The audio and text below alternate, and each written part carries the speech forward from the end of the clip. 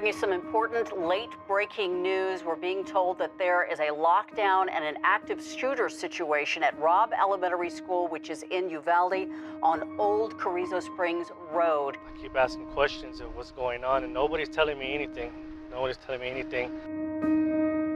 The death toll in the Uvalde school massacre continues to change. Right now, it stands at 19 kids, 2 adults.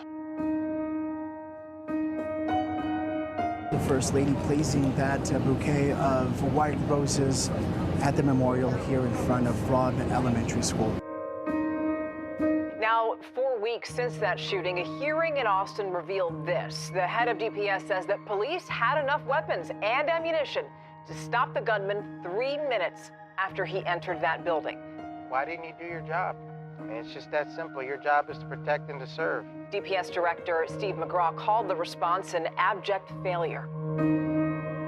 Video of the Uvalde shooting was leaked. That video was supposed to be released to the victims' relatives Sunday without audio, but some say the families were blindsided by today's leak. We're suffering, and I know the world is suffering too, but these were our babies. Our babies that were taken from us. It took months of calls for action, and now Uvalde School District Police Chief is fired. Pete Arredondo faced the most scrutiny the day of the shooting when law enforcement waited for more than an hour to take down the gunman. Lights will be on shortly inside Uvalde Elementary School, where they are teaching 3rd and 4th grade, also home to teachers and support staff from Robb Elementary. This is now their new home. The entire Uvalde CISD Police Department is suspended after criticism for their response to the shooting at Robb Elementary. And just hours after that announcement came down, the district superintendent announced his plans to retire. Now Uvalde parents feeling a sense of relief in all this. And newly released 911 recordings shedding light on what law enforcement knew at Robb Elementary and when they knew it. Several media outlets, including CNN and the Texas Tribune, are now reporting on those calls from students and teachers inside Robb Elementary.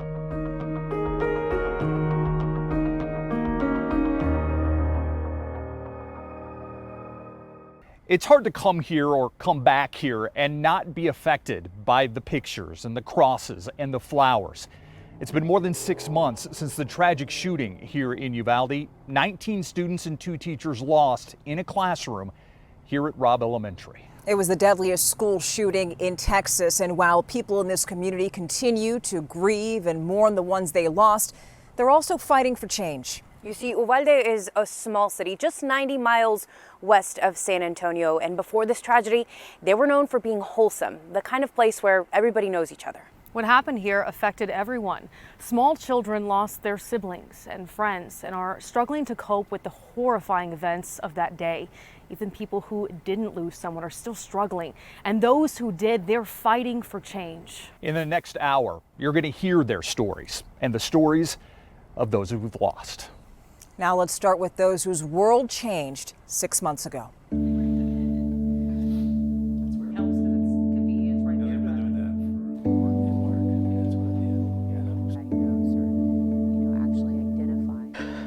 Waking up is the nightmare.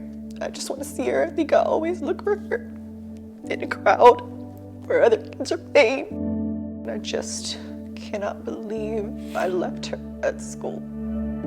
I cannot believe I left my child at school. And it's a mistake you can't fix. We were leaving and, he's like, Mom, let me go with you. And I'm like, no, stay here. You have 2 more days. Enjoy it, 2 more days and then you're off for the summer. Okay, I'll stay. And, and he just looks back and he waves at us and, we wave back and not even thinking, anything was gonna happen. And I would say maybe within 30 minutes, we start getting texts from, the school. I was at my office. I have a son who's first responder and that, and so he runs into my office and tells me, hey, that we have a bailout with the shooting at Robb Elementary School, and that's what everybody thought it was at first, was a bailout, because we've had so many here.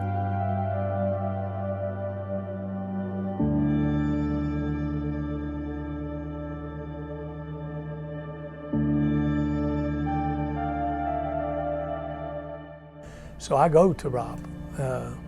Elementary School. And so, I get there, the police are there, people are starting to get there. I think, I think I was the second car in line behind the police car when I got there. It was still an active scene. Still an active scene. It hadn't even, I mean, it was just unfolding, and maybe 15 minutes after it started, 10, 15 minutes. So, we were there. There were officers coming from everywhere. There were a lot of DPS. There were federal agents there. There were a lot of officers on that scene that day. And of course, and I will say that being from the outside, there was a lot of confusion even on the outside. It didn't seem like anybody had taken a command position at that time. In the minute that we confirmed that there was a mass shooting with the weapon that was used, then we knew it was going to be serious and we would be prepared. And that's when the hospital went into emergency operation mode, the whole hospital. For someone who has lived in Uvalde since you were 1 year old, I'll call you a native. Sure. Was it disbelief? Was it sorrow? Was it all of the above? It was every bit of that. My heart's still broken for that. I mean, there's not a day that doesn't go by that I wish, I keep thinking maybe it's a dream and I'm going to wake up and it's not going to be real. I mean, Uvalde, Texas, you never expect something like this in Uvalde, Texas. I mean, my heart was broken that day for those children. My heart's broken for those families to this day. I mean, this is something that, parents are not supposed to bury their children. Children are supposed to bury their parents. And, we have 19 families that had to bury their children, and 2 teachers, and 1 teacher's husband. I mean, it's just, it's heartbreaking. It's just, there's no words to describe it. It's just, and I know how I feel, so I can't even imagine how these families feel. I don't think it'll ever get easy. Said it to other people before. We did grieving at the funeral home, but we haven't grieved now. We know, I guess you want to say that she's not here, but then again, we just don't want to come to reality that that's it, that she isn't here. Every morning we wake up, before all this, Lexi was always the first one up and would acknowledge us with, "I'm hungry." But now it's quiet.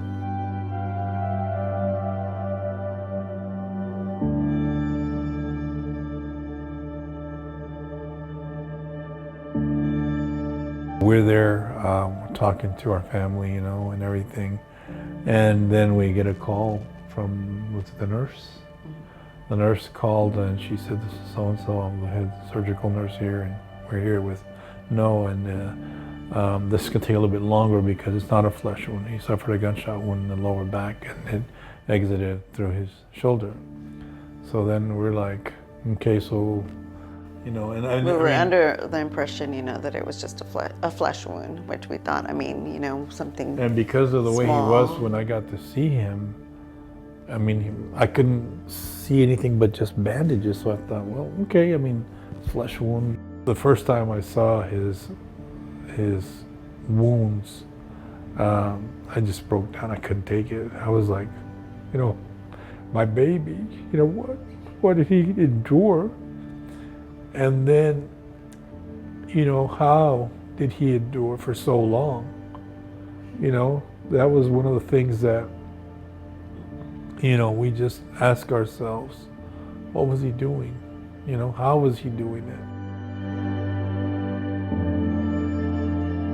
One of the security guards at the hospital that was there when he flew in, so I ran into him the next day after the surgery and everything. He goes, "You're the dad, aren't you?" And I said, "Yes, sir." He's like, "Well," he goes, "I've been in Afghanistan, Iraq, everywhere." I said, "Just got out. I've spent 25 years in the service." He goes, "And I've seen grown men take lesser shots and wounds and not recuperate from this." He goes, "So please do everything you can to make sure you take care of it."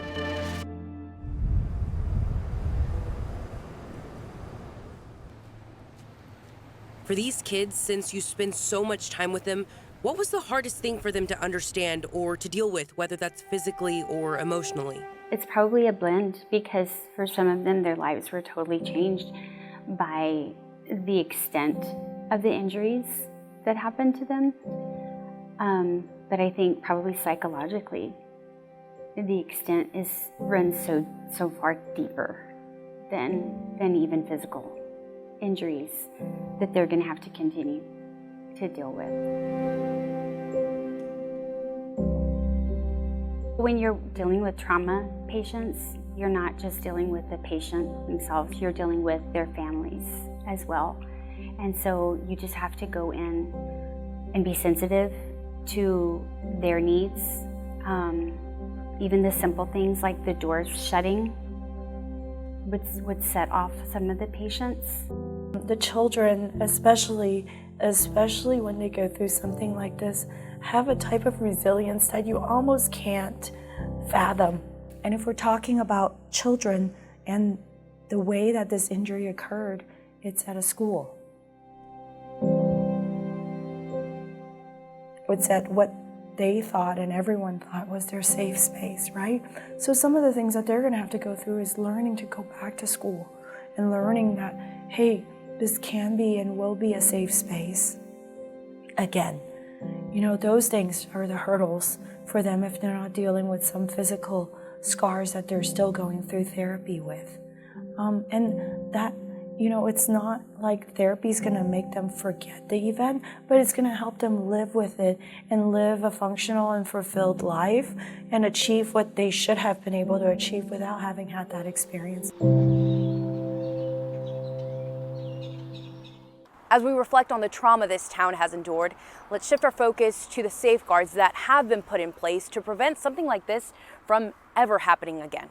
Coming up, we're talking with local, state, and national leaders about what they're doing to keep our communities safe.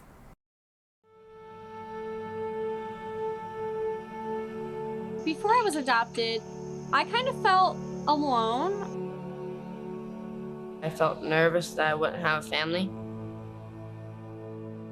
And I didn't think I was gonna get adopted because I knew I was getting older and older and older. I didn't think that was gonna happen. With help from the Dave Thomas Foundation for Adoption, Lexi, Connor, and LaShawna now have the love and support of a forever family. When I did get adopted, it was like, wow, I get to settle and this is permanent. It was like a bunch of feelings. After I was adopted, I felt amazing and happy.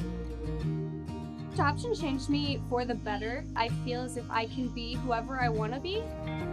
Every child deserves a safe, loving, and permanent home. Help the Dave Thomas Foundation for Adoption find homes for those waiting in foster care the longest. Learn more at davethomasfoundation.org. It's been said that when someone you love has Parkinson's, you have Parkinson's. If you have questions, the Parkinson's Foundation has answers. To learn more, please go to parkinson.org or call 1-800-4PD-INFO.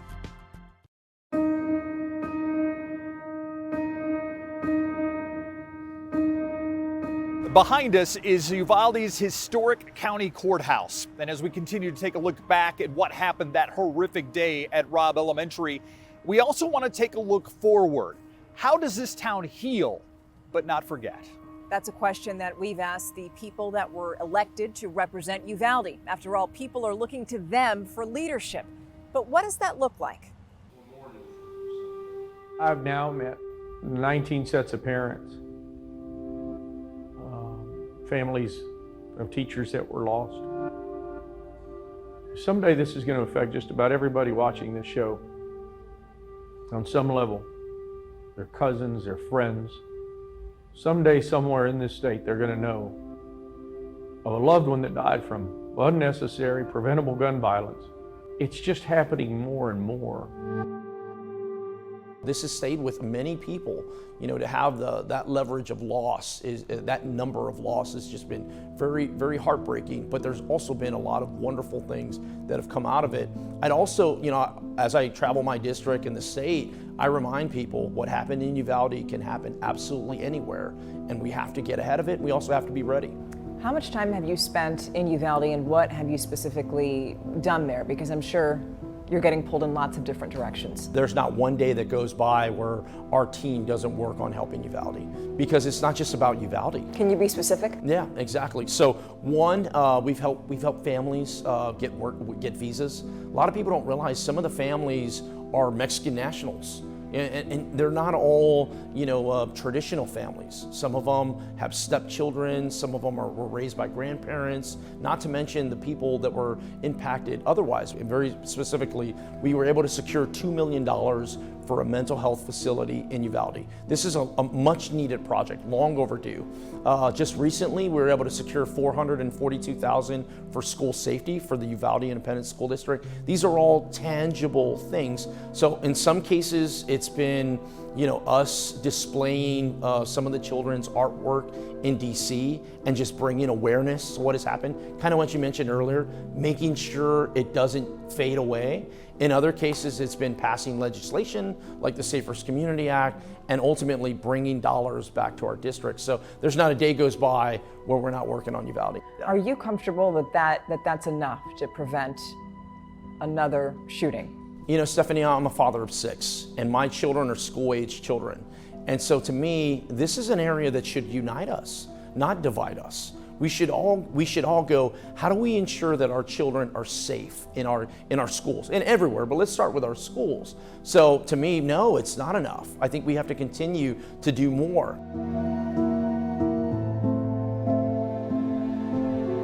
I know that you have sued DPS and you've tried to get answers, but is there anything else within your power that you're going to try to do for these people? Well, we've been very, very much on focus in trying to make sure that they have resources from government. We found early on that they weren't getting some of the unemployment compensation benefits out of VOCA, which is the Victims of Crime Assistance Program, and so we're making some inroads into that. Those monies have been distributed, and so families are doing a little bit better financially. But, these families are just broken emotionally. And the only thing that they have to look forward to is just a duller sense of pain.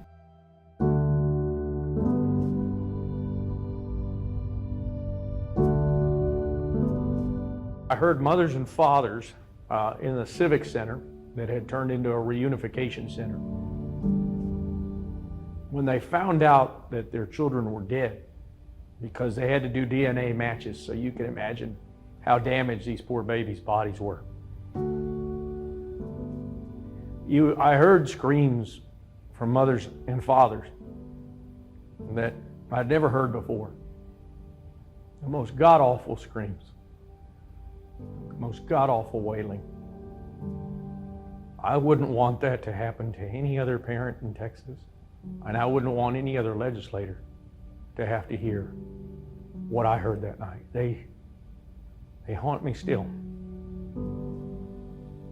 We have to, as policymakers, we have to make sure that this never happens again. So you have ideas on what it is that we should do to prevent another Uvalde, another Santa Fe, but you're saying you don't think that this is going to happen, not in Texas, not now. Not while these Republicans are in power. They just would rather answer to the NRA than their own constituents. Do you feel sometimes as a citizen of Uvalde that you're caught in the middle on all this? You've got both sides of the political spectrum that are fighting over what should and shouldn't have happened in Uvalde, and meanwhile you guys are caught in the middle. Yeah, I do. We do. I mean, we've got this group saying it's their fault, this group saying it's their fault. That's our problem. We want to point the finger at everybody, but we're the problem. Our politicians are the problem because it's either got to be one-sided, my way or the highway, and that's not what we elected them for. But still, we don't have that. The rhetoric coming now is you're either a Republican and you're a bad guy, or you're a Democrat and you're a liberal and a green, and that's not that way. Everybody's not that way, and we need to be able to sit down and talk with one another and come up with solutions that work for everybody.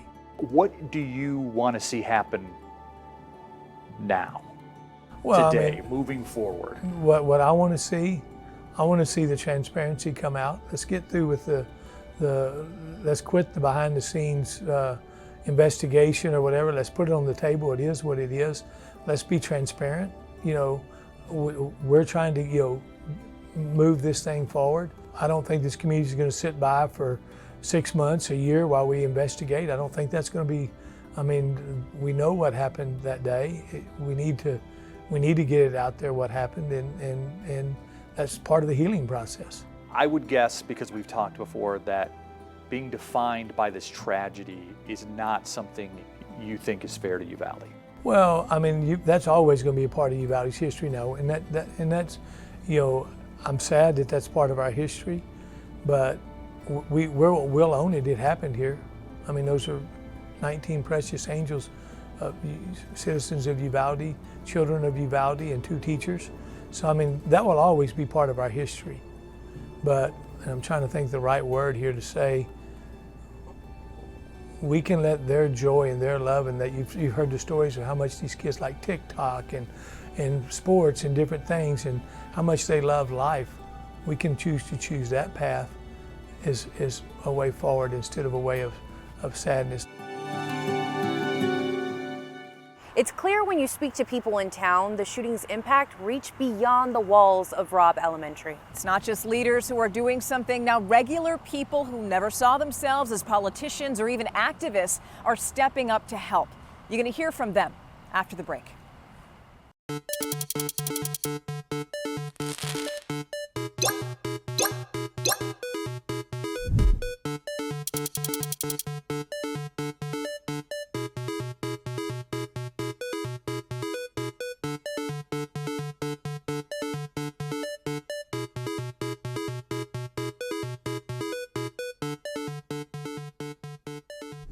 If you're a parent of someone, a kid or a young adult living with type 1 diabetes, you know how serious flu can be.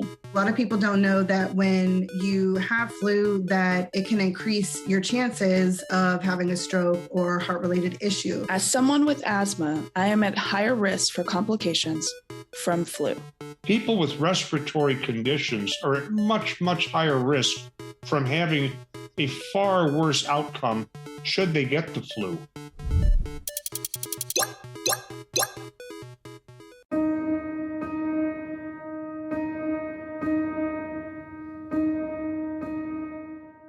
A shuttered Robb Elementary, boarded up, fenced, and overgrown. It's perhaps one of the most powerful reminders of what happened here on a sunny afternoon on one of the last days of school.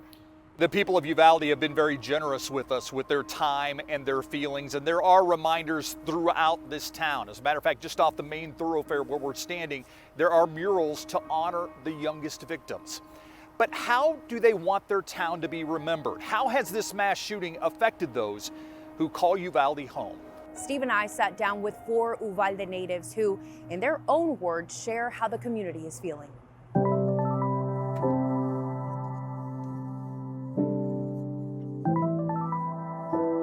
So we're here with 4 of our newest friends. We have Tina, Deanna, Michelle, and Juan. Thank you guys for joining us today. What do you want people to know about Uvalde? I think and believe strongly that Uvalde is a very resilient community. We have people here that have been part of this community all their lives. Some of us left and have come back. You know, it's always going to be home for those of us that do leave. And the tragedy, of course, shook us to the core. I mean, it's something beyond imagination. And we're all dealing with it a little bit differently, but we all want the same outcome. We want accountability for what happened. We want to understand how it could happen, and we want to make sure that it never happens again. And so all of us in our own way, it looks different, but we all want the same thing. So you have 2 fairly young children. Yes, sir. How were they affected by what happened at Robb Elementary? So I have a 6 and 9-year-old. My daughter was at Robb Elementary at the time. We had just had an award ceremony, and we were saying our goodbyes, and my daughter was begging us to go home, and I said, no, it's the last week of school, you need to stay home. And my mom was like, Tina, don't be so hard on her. And her teacher was like, we're really not doing much, we're just watching movies. And so I said that was fine. She played across the street with one of the victims, and she rode a bus since pre-K with another victim. And so she was at the river with another victim the weekend before the event happened. And so she did lose all of her friends during that event. Right. Diana, you mentioned times have changed. It was so simple back then. How do you compare it now, especially after this tragedy? You mentioned seeing the kids before play, and I would imagine that now even more, that's not happening here in Uvalde. Right. What's interesting to me is we have, of course, the major concerns about safety on our campuses. The parents feel that with the tall fences, the added law enforcement presence, the cameras, all of those things that the school district is attempting to complete and get done, so children will be safer and parents will feel like their children are safer. But I do know that children need to experience childhood, and as adults, we need to create spaces and places where they're allowed to do that, where they're safe and we feel that they're safe as well. And I think that the change in the way our children live now, it's just a part of change. It's just a part of how community values, community morals change, community expectations. And so I raised my children several years ago, so it's a different world. Parents look at life differently, and so we also have, of course, technology now, and maybe the simple things of life that I grew up with now look different because we have a different world. Michelle, I want to ask you a question. It's my understanding you live near Robb. Yes, sir. I live 3 houses down. How were you home that day? How has that day changed your neighborhood? I wasn't home when it first started, and I was on my way home because I had a doctor appointment, and I was getting text messages and phone calls, and at that point when I was driving home, it was still assumed that it was just like a bailout. I was getting reports that there was a lot of chaos in front of the house and in that intersection by the school. When I did drive up, the street was packed. I couldn't even get into my own driveway. I had to ask people to move, not understanding yet what was going down, so that I could get into my driveway because, I didn't want to be late for my appointment. And then I realized that the seriousness of it, and so some of us were out there with our phones and are taking pictures or videos or whatever, and then just trying to listen to what the cops were yelling and try to get a better understanding of how serious it was. Once we did, then it just felt like the whole world stopped. And then it was, you couldn't get out of your driveway at that point for days. They even barricaded the streets. The only thing that I knew to do was to go outside and, if I saw people that were upset, I would go out and try to give them comfort, and just daily trying to collect as much information about what was going on as I could. From my house, from the front yard, you could see the front of Robb Elementary where the sign is, and from my backyard, you can see the back half the parking lot, like where everything started. So I have a daily reminder of that day. As the weeks went on, there were less crowds, the funerals happened. What have mornings been like in your neighborhood since then? Well, right following the aftermath and as the crowds dissipated somewhat, I mean, there was still a lot of activity. There was still investigations going on, and there was still media presence there, but some of it had dissipated. The dead silence is what affected us.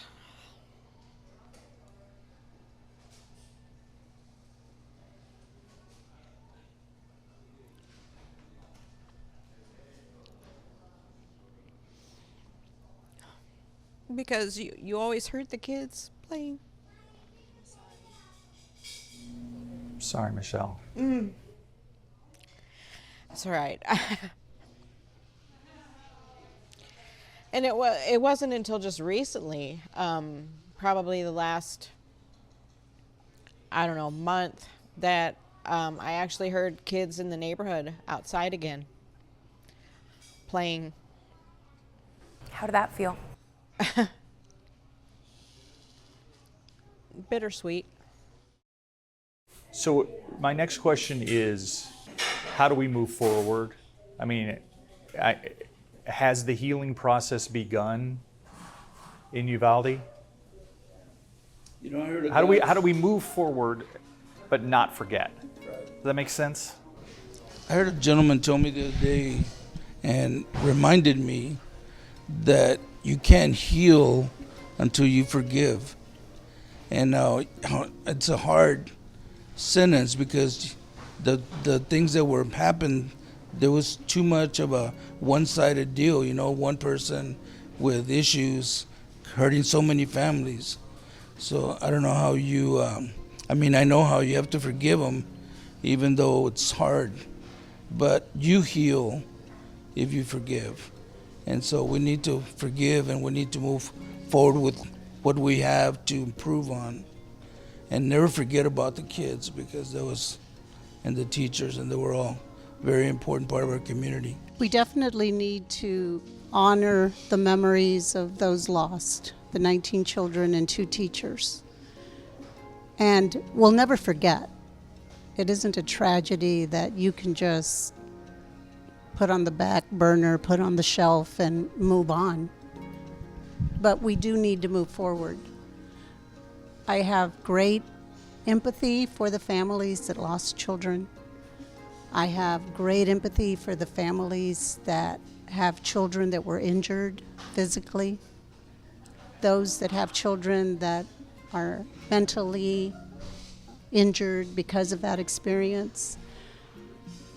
But in the middle of all of that, we have a community that needs to move forward because we still have the living, you know, all of the children, all of the families that we need to live for, we need to build for, we need to move forward for, because that's our future. I also believe that the deaths of those 21 individuals will have a greater impact on this community than we can even imagine. And it's already having that impact, but it's going to be what we build on. It's going to be what we heal with even, because these individuals were amazing, full of life, full of joy, laughter, creativity, so much that they've left us as a legacy that we can build on. And that's what I want to do and be a part of, because it's necessary to continue to move forward. You know, we have a future ahead of us here in Uvalde, and we'll honor the memories of those children and teachers that put us in this place. For whatever reason, we'll never understand possibly, but we need to rise up, reclaim who we are, what we are, and we can do that. I truly believe it. It's not going to be easy, but it's possible. Michelle, I mean, you live right next to Rob, where there were so many flowers left and so many tributes left to the children and those teachers. And even San Antonio's mayor said, we just want to open up our arms and put them around the community of Uvalde. Did you feel that? Oh, absolutely. I have felt it at Rob, because I go down there pretty regularly, and I run into people from all over the United States and from different countries too. Some that there was one group of ladies that they had to have an interpreter because they didn't speak a word of English. And at the square where we've had some demonstrations with protest signs or what have you, there was a lady and her son, I believe they were from Detroit, that came all the way down because they knew what was happening and they just wanted to give love, and that's what they did. They just stood by and they held up signs and they hugged people and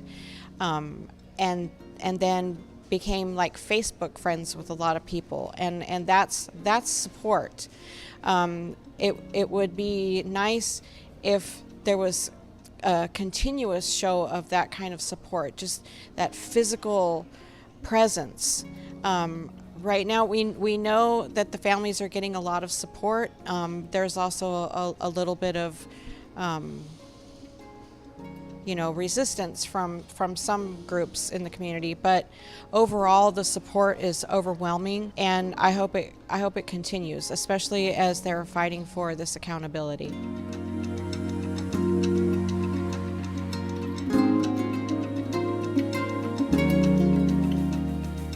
Yo quiero decir que yo estoy aquí por mi gente y nosotros estamos muy fuertes. So I'm here for my people, and I will let you know that we are very strong. And I do believe that they messed with the wrong community. So we are not going to give up. We're going to stay strong, and we're going to continue to fight. So, as Hispanics here, one thing that you'll know is that we're very close family. Regardless of any division that happens, we pull together, and nosotros tenemos cariño. We have lots of love to give and also to receive. And I do believe I'm a Tri Sigma, and our motto is, in order to receive much, you must give much. And I do believe in that, whether it's love or whether it's just support or just being an open body. So with that being said, they messed with the wrong community. So with that, we will prevail. There is no doubt the people of Uvalde are resilient and they will heal, but it will take time.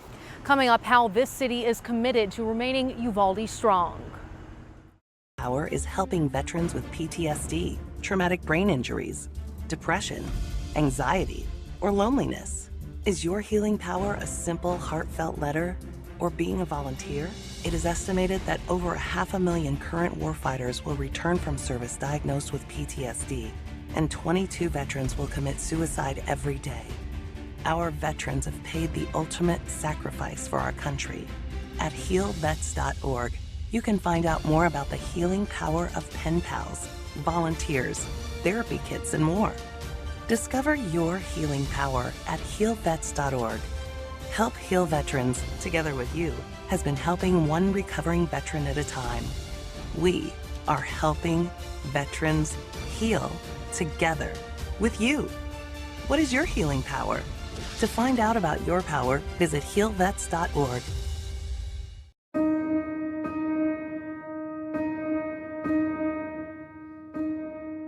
The recovery process hasn't been easy for Uvaldians, but we have seen this community pull through, helping one another. It's created two lifelines, the Child Bereavement Center of Uvalde and a place called the Uvalde Together Resiliency Center, where everyone is welcome.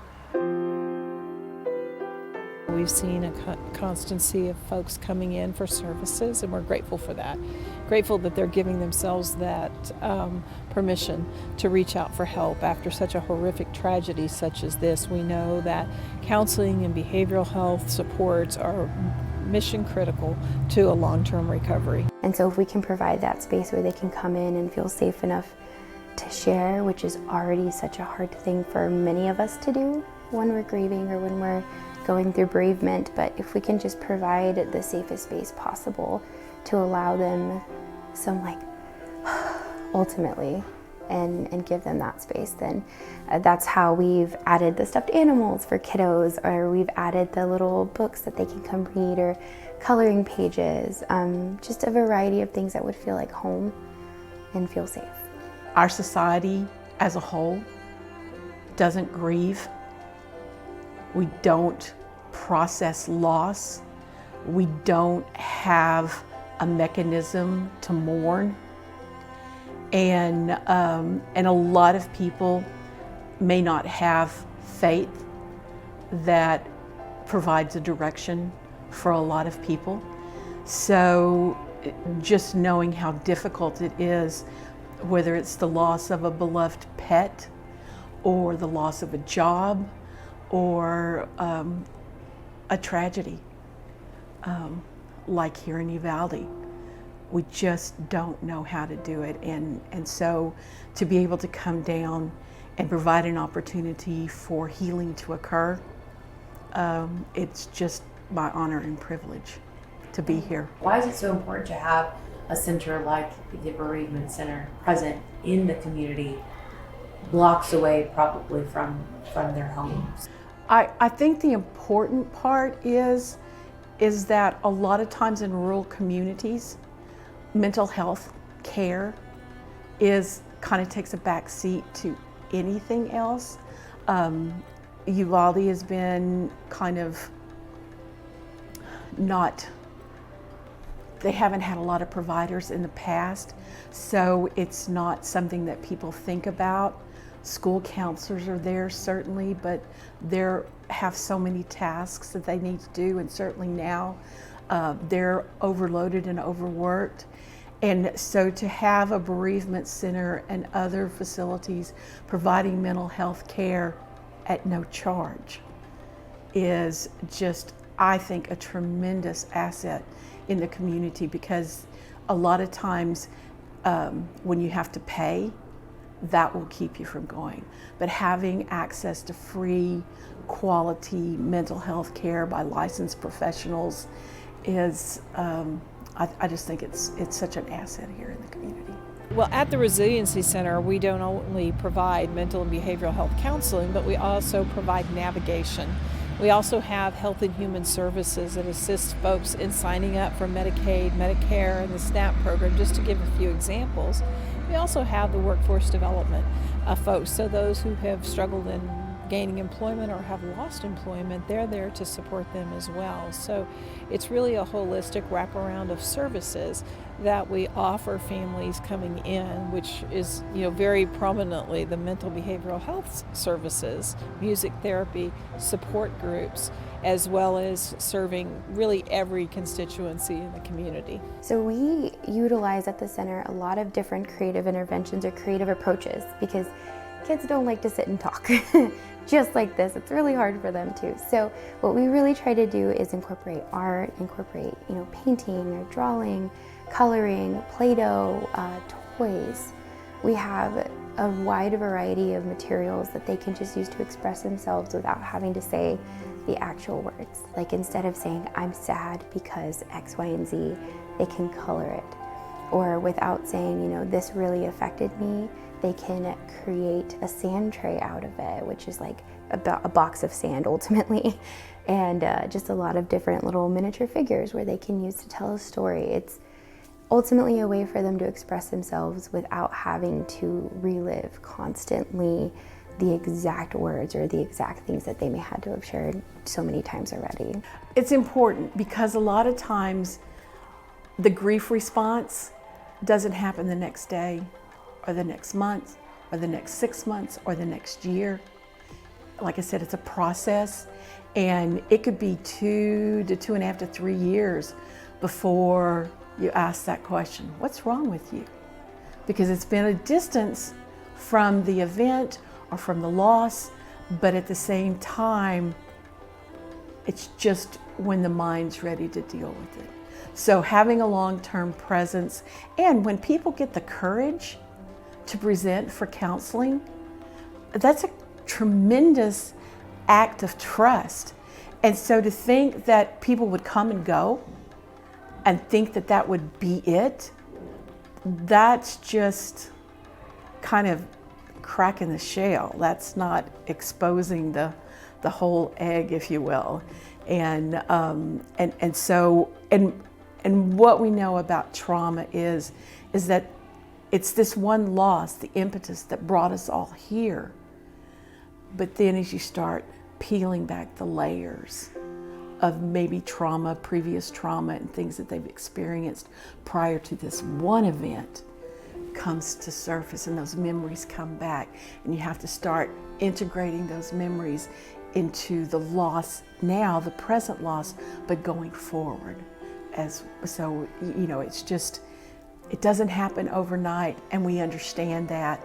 And so being able to know that we're going to be here in a new facility for 5 more years at the minimum, then I think that's a huge, huge thing for the community.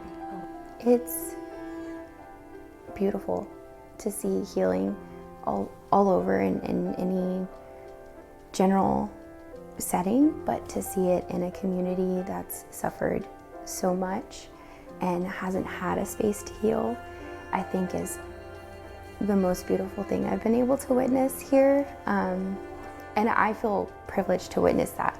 Part of the way these families are healing is by becoming advocates, some campaigning for state elections, others leading protests in Washington, D.C. These families demand change. I never even think about this guy, this monster, this person.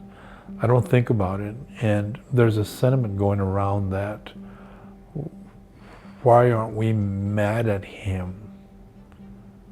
Why are we, and when I say we, I'm talking about collectively as a group of survivors and of the deceased, why are we focusing so much on the police and their lack of action, on the school system and why it was broke and things of that nature? But I guess what I want to say, and I'm pretty sure I would feel comfortable in saying this, is that we have not forgotten about him at all. Because yeah, he's the one that went in there and pulled the trigger and did all the damage. But there were certain things in place that allowed that to happen. There are certain things that did not happen that allowed that to continue. There was probably children in there, teachers that could have survived. So there has to be some accountability. This is a terrible tragedy that happened in Uvalde. It is. And the sad thing is it could happen in any community around us. Uvalde just happened to, the devil chose to choose Uvalde that day. And that's how I look at it, because the sad thing is there were people who knew. This kid had a nickname as a school shooter. Talk to your kids. Talk to your teenagers. And if you hear that, tell somebody. Maybe we can prevent this. We also got to look at bullying. We've got to be more closer to that. We've got, to stop it. We've got to, make aware, because whether this kid was pushed out or what, we missed something somewhere. Somebody, we missed it, whether it be in school or somewhere, we missed it. So, visit with your kids, talk to your kids, and communicate with them and know what's going on. And hopefully the kids will start talking to their parents, and we can keep tragedies happening. Again, I'll go back to the gun control. I don't know why we don't change the law from 18 to 21. You can't buy a pack of cigarettes if you're not 21. Can't buy a beer if you're not 21. Can't go in a bar, have a drink if you're not 21. So how are we taking anybody's rights away if you can't buy a pistol in Texas till you're 21? So why don't we change the long gun law to 21? There's nothing wrong with that. I've got young kids that they're the ones that said they wouldn't be opposed to it, and so forth. So but we as a country, everywhere, we got to quit this one-sided way. We got to be willing to sit at the table and sit down and talk and have a conversation. Look, we're not going to agree 100% on everything, but together we can all work together and come up with something that works for everyone. You know, at our state level, we're hoping for them to increase the age to purchase assault weapons from 18 to 21. We want, you know, red flag laws and increased background checks. We want it to be harder for the wrong people to get their hands on these weapons. But ultimately, we want a federal ban on assault weapons. We don't think that they belong with an average citizen. Do you feel like it's going to happen in Texas? No, which is why we've been to DC, you know, and that's the conversation I have with these senators. I think just by sharing Lexi's story, by not just, you know, keeping it political, but trying to reach them on like a level of a parent, like a mom and a dad, and just, we're here to protect children, you know, that's what matters. And like, if I leave it to my state, I'll never get what I want. I'll never be able to protect my children, so it needs to happen at the federal level. Up next, a special tribute as we commit to remembering their names.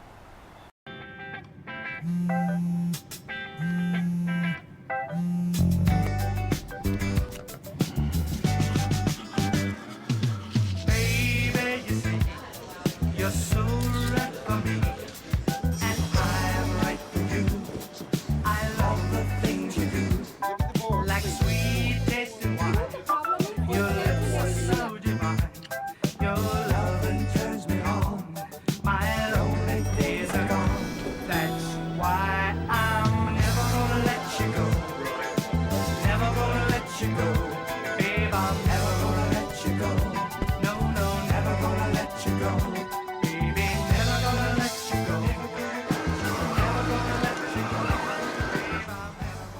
Here you go. Thank you. Thank you.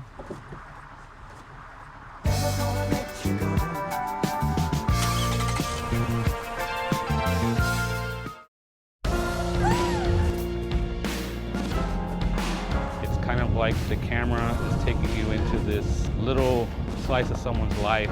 The fact that we get to capture it just kind of just brings it full circle.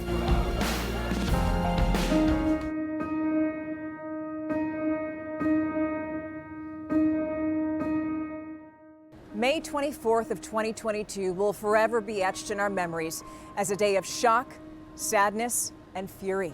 So much has happened in this town over the last 6 months. An eagerly anticipated election was held. Memorials were created, but perhaps most importantly, bodies and souls started to heal.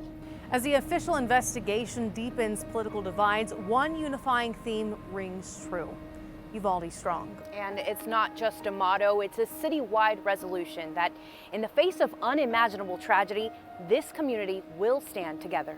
And as the healing continues and the national spotlight shifts away, let us not forget the 21 lives taken. Right now on KSAT.com, we have a special page dedicated to each and every one of the victims. You can get to know more about them, what their dreams and their aspirations were. It's all part of our commitment to remember their names. In that light, we leave you tonight with a special tribute. Under the direction of Mrs. Karen McCarty, here's Uvalde High School Choir with We Remember Them.